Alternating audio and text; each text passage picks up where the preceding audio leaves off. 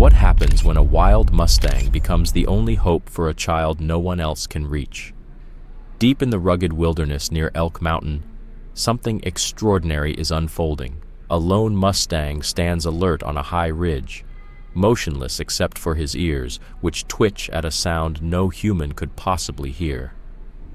Down below, hidden by trees and shadowed by the cliffs, lies a wrecked car.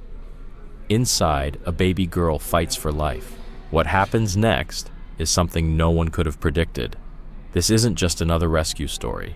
It's a wild horse's desperate attempt to save a helpless child, and the beginning of a bond that will transform not only two lives, but an entire community. Before we continue, drop a comment with where you're watching from, and if this story moves you, be sure to subscribe. Tomorrow's story, even wilder. The morning sun stretched across the eastern ridge of Elk Mountain as a copper-colored Mustang grazed in solitude, his coat glowing like fire in the light. The locals had spotted him over the years, a relic of the old herds, a survivor etched into the mountains like legend. But today was different. His head shot up. He froze. Something wasn't right. A sound, a scent, whatever it was, he bolted, not in fear, but with purpose. Miles away, Jessica Johnson held her infant daughter, Emma, close as dark clouds churned above.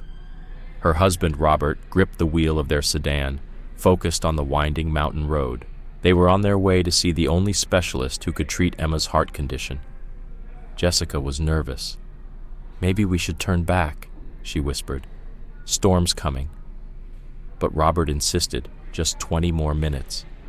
Then the rain hit like a wall. Visibility dropped. Jessica begged him to slow down, but it was too late. The car slid on a patch of mud, hydroplaned, spun, and broke through the guardrail. It tumbled down the ravine, slamming into rocks and trees before coming to rest on its side. Inside, chaos. Jessica unconscious, bleeding. Robert pinned and unmoving, baby Emma ejected into the back seat, crying, a fragile sound no one could hear. No one except the Mustang. The wild horse picked his way down the slope with impossible grace, hooves steady on terrain that would break a human ankle. He found the wreck and stood still, sniffing the blood, the gasoline, the broken glass. He found Emma. She was still alive. He nickered softly, lowering his head to the shattered window. For minutes, he stood beside her, pawing the earth, pushing his muzzle toward the infant's cries. Then, suddenly, he turned and galloped back toward the road. And at that exact moment, 8-year-old Lily Harrison, riding in the back seat of her parents' truck, sat bolt upright. "Dad, stop the car! There's a horse! He needs help!" Her parents glanced back, puzzled. "Lily, there's no horse!" But Lily knew. And in the rain-soaked wilderness of Elk Mountain, a wild horse was racing to deliver a message the world wasn't ready for. "Dad, stop the car." There was something in Lily's voice, sharp, urgent, that made Tom instinctively ease off the gas. Over the years, he'd learned not to ignore his daughter's instincts, especially not when it came to animals. As their truck rounded the bend, the headlights cut through the rain, and there it was. A wild Mustang stood in the middle of the road, soaked from the downpour, steam rising off his coat like mist. "My God," Maya whispered, "it's real." Tom stopped the truck about 50 feet from the animal, his jaw tightening. "He's beautiful," Lily breathed, already unbuckling her seatbelt. "Lily, stay in the car," Tom warned, but she was already out the door. "He wants us to follow him," she said with absolute confidence. "Lily Harrison, get back here right now," Maya called. But Lily stood firm on the wet asphalt, eyes locked with the Mustang, showing no fear. Tom scrambled out after her, tension in every step. "That's a wild animal. It could be dangerous." The Mustang didn't bolt. Instead, he pawed the ground, tossed his head, and trotted a few steps toward the guardrail, then turned and stared back at them. "He's showing us something," Lily said. "Don't you see it?" Tom moved cautiously beside her, ready to shield his daughter, but the Mustang only let out a low, urgent nicker and again faced the guardrail. "Tom," Maya called, pointing. "The rail's broken." Someone could have gone over. Instantly, Tom's expression changed. As a forest ranger, he knew what that meant. He grabbed his phone. "I'm calling Sheriff Daniels." As Tom made the emergency call, the Mustang let out a sharp, insistent whinny. It wasn't random. It was a signal. "Sheriff, this is Ranger Harrison. I'm about 12 miles out on Mountain Pass Road. Looks like a car's gone over. I need rescue units fast. I can't see the vehicle, but the rail's fresh, and we're not alone down here." After ending the call, Tom carefully approached the edge and peered down the slope through the mist. "There's a car down there," he shouted to Maya. "Looks bad. I'm going down." "Take me too," Lily begged. "He'll show us the way." "No, it's not safe," Tom said firmly. But before he could continue, the Mustang leapt the guardrail and began making his way down the slope, one deliberate step at a time. Then he paused and looked back. "See, he's waiting," Lily said. "He knows the way." Tom hesitated. Time was critical. "All right, stay close. You do exactly as I say." They climbed over together and began following the wild horse into the forest, every step slippery and steep. "How did you know?" Tom asked as they moved. "I just heard him," Lily said simply. "He was calling for help." Moments later, they rounded a stand of trees and saw the wreck. The sedan was twisted, crumpled on its side. Smoke curled from the hood. Tom rushed forward. "Stay back," he ordered. The Mustang was already there, standing beside the shattered rear window, gently nickering. Tom reached the vehicle and froze. "There's a baby!" he called out, voice shaking. "And 2 adults!" Both unconscious but alive. Jessica was limp in her seat, blood on her face. Robert was pinned behind the wheel, barely breathing.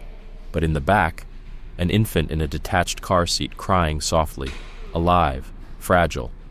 "I need to get the baby out first," Tom called. The back door was jammed shut, but the shattered window just wide enough. "Lily," he said urgently, turning to his daughter, "I need your help. Your arms are smaller." "I need you to reach in and unbuckle the baby." Lily didn't hesitate. She nodded and crawled toward the opening. Without hesitation, Tom stepped forward.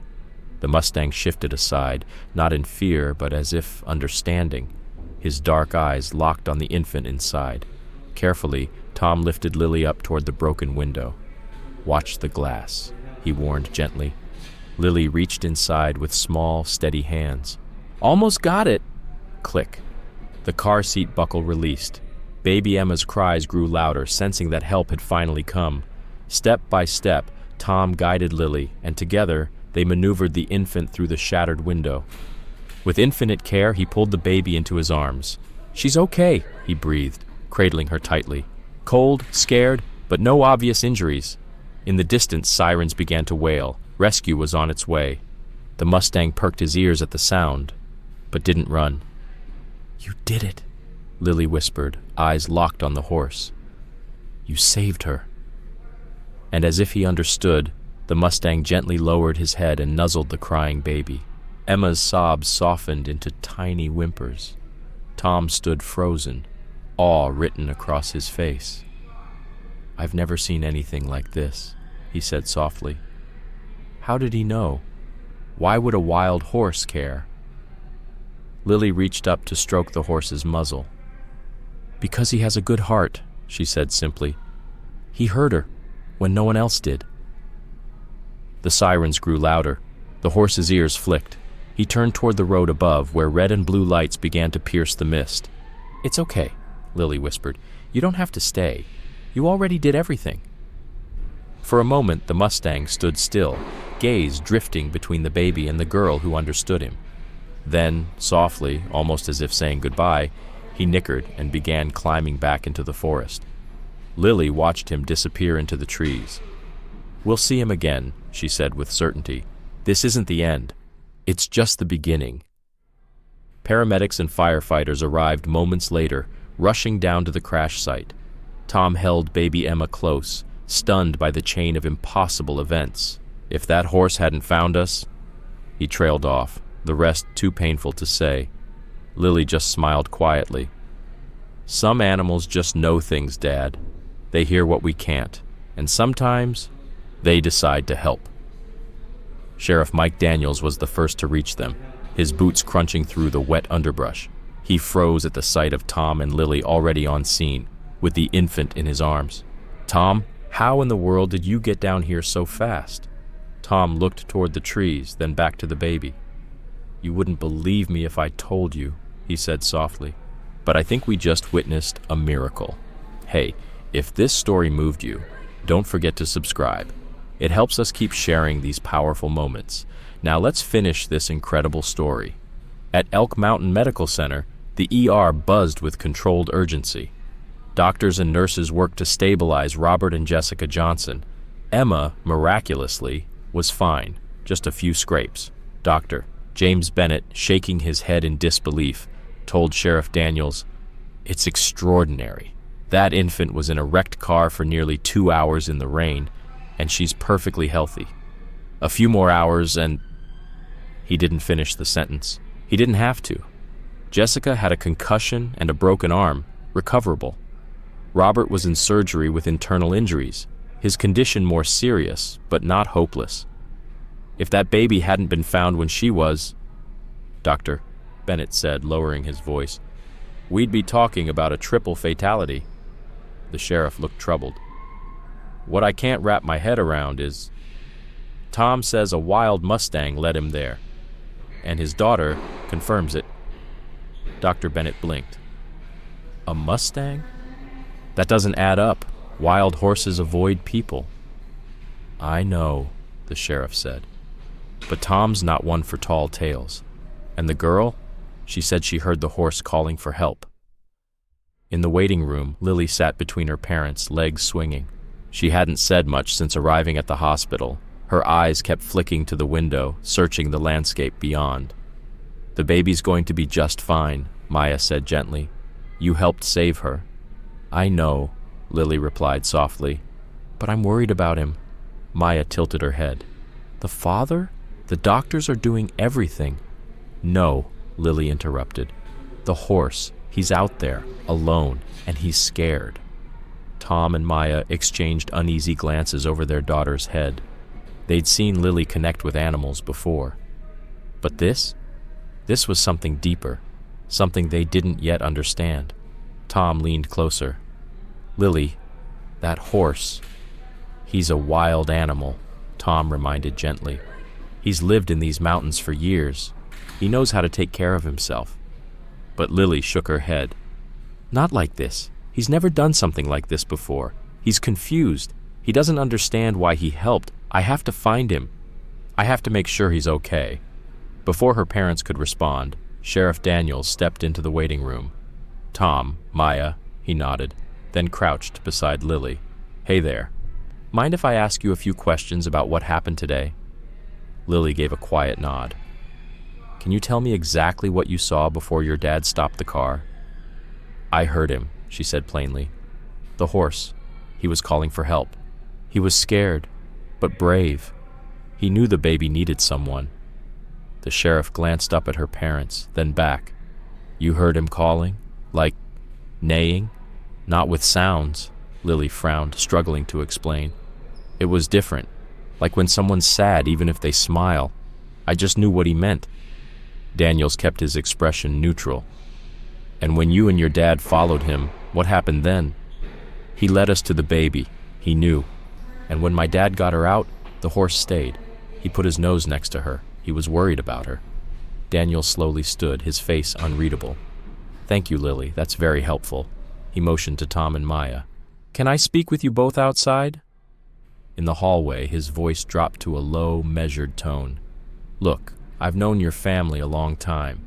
You're solid people. But what really happened out there?" Tom ran a hand through his hair. "Exactly what Lily said. I know how it sounds, Mike, but I was there.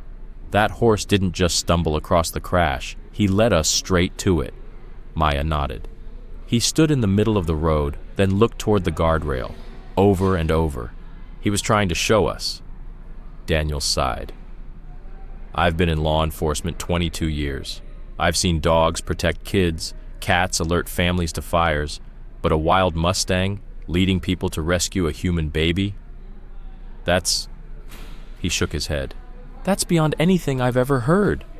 "I don't have an explanation," Tom said, "but I know what I saw." Their conversation ended when a nurse approached. "Sheriff, Mrs. Johnson is awake. She's asking about her baby." In a nearby hospital room, Jessica Johnson lay pale and bruised, her arm in a cast, eyes swollen from crying. She cradled Emma gently against her chest. "My husband?" she asked, as the sheriff stepped in. "He's still in surgery. The doctors are doing everything they can." Jessica nodded, tears spilling down her cheeks. "They told me about the horse, that a wild Mustang led people to our car." Her voice broke with disbelief. "That's what we've been told, yes."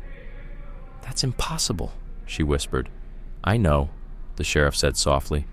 "But the Harrison family were the first to arrive. Their daughter seems to have a unique connection with animals. She said she understood that the horse was trying to get help." Jessica looked down at her daughter, asleep in her arms. "Robert would say there's a scientific explanation," she said with a faint smile. "He always says that when something seems impossible." The sheriff tilted his head. "Your husband studies animals?" "He's a wildlife photographer," Jessica replied. "Used to specialize in wild horses. He spent years tracking the herds here, documenting their behavior." Daniel straightened. "Wait, here? In Elk Mountain?" Jessica nodded. "He has thousands of photos, every migration pattern, every change in the herd. He studied them all." Her voice cracked.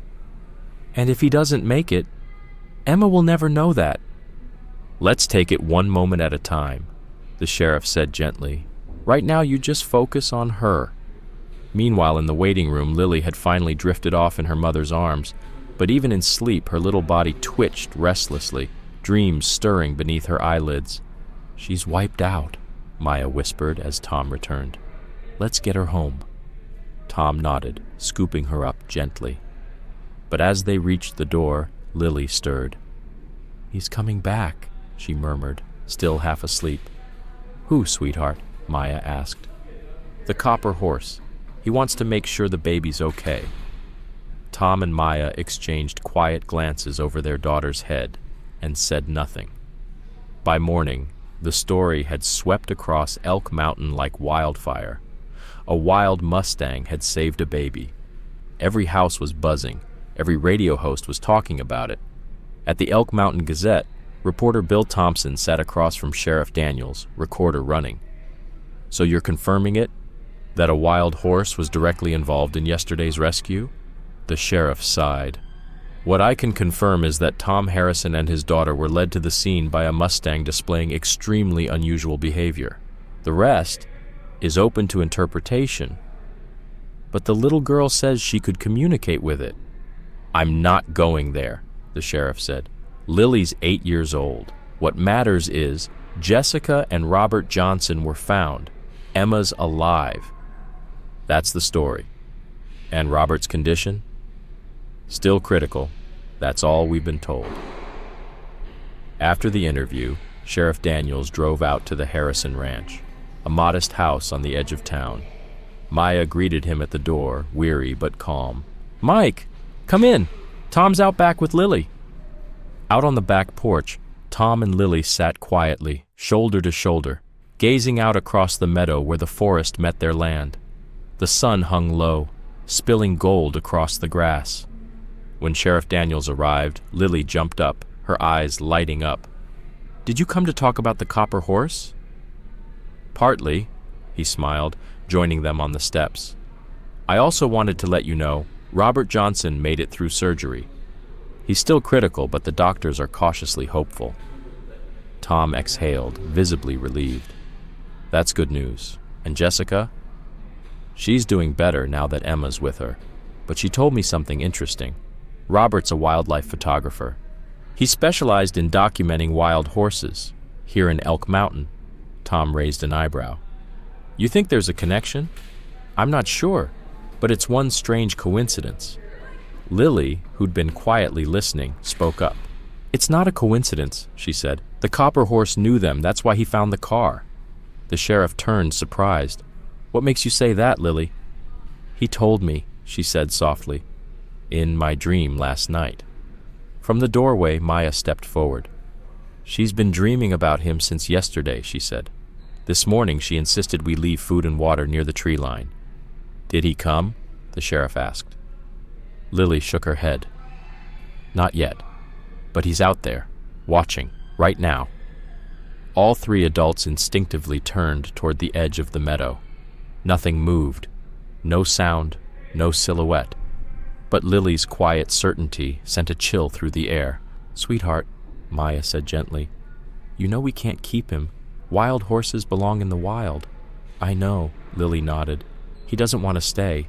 He just wants to be sure Emma's okay." She paused, her voice lowering. "And he wants to show me something important, about the baby, about her dad." Later that afternoon, local vet doctor Sarah Reynolds joined them at the kitchen table. Tom had called her, hoping for insight. "I've worked with horses my whole life," she said, "and they're incredibly intelligent, emotional even. But what you're describing, this level of awareness, it's rare, especially in wild Mustangs. Most of them avoid humans." "This one didn't," Tom replied. "He wasn't afraid. It was like he came looking for us." "He knew he couldn't help the baby on his own," Lily added. "So he found someone who could." Dr. Reynolds studied Lily carefully. "You seem to understand this horse very well." Lily shrugged. "It's easy. He thinks clearly, not like most animals. He doesn't just feel things. He sees pictures, thoughts. He thinks more like people." "She's always had this gift," Maya said. "But this feels deeper, different." "If he comes back," Dr. Reynolds asked, "would you let me see him? From a distance, of course." "He'll come," Lily said confidently. "Tonight, after dark, when it's quiet." As the adults continued talking, Lily slipped outside and walked quietly to the edge of the property. The sun was sinking, shadows stretching across the meadow. She stood still, eyes scanning the tree line.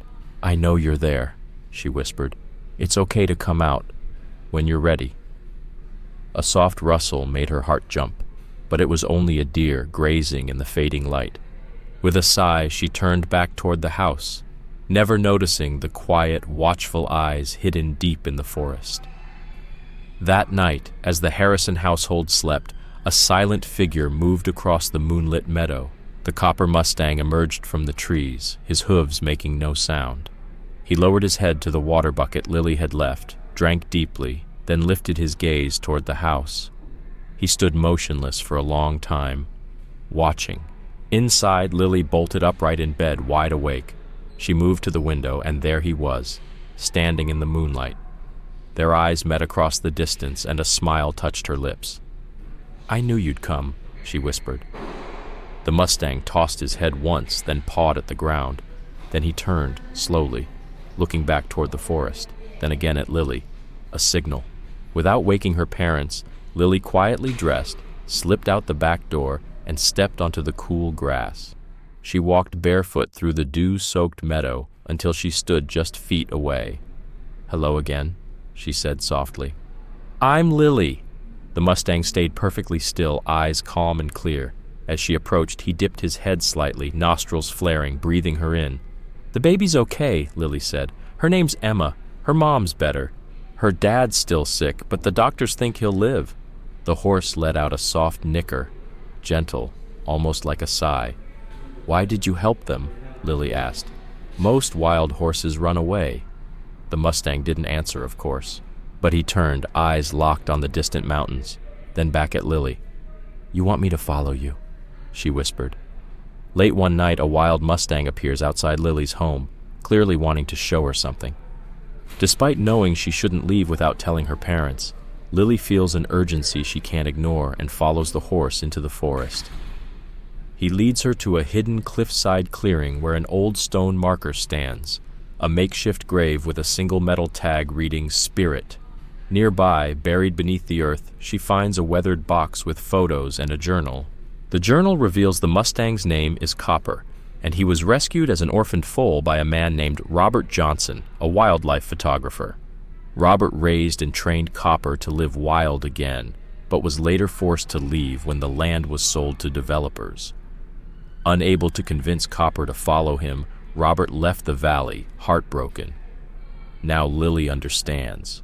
Copper wasn't just any horse. He remembered Robert after all these years and had tried to save him during the recent crash. Lily rushes home with the box and tells her parents everything. They bring it to Robert in the hospital, who is stunned by the reunion. Copper had survived and returned, but danger looms. Marcus Woods, a developer, sees the Mustang as a perfect symbol for his luxury resort. He begins a campaign to capture Copper, claiming it's for a sanctuary. With the help of the community, Lily and her family uncover proof that the land, Spirit Valley, is historically protected. Together, they launch a legal and public fight to protect Copper and his home. In a dramatic town hall meeting, Lily walks Copper into the building to show the townspeople the truth. Her speech and Copper's calm presence change hearts. Eventually, Woods is forced to back down and agree to move his project elsewhere, while Spirit Valley is declared a protected preserve. Copper now roams free, returning to the ranch whenever he chooses. He remains a symbol, not just of survival, but of the bond between wild nature and those who choose to listen.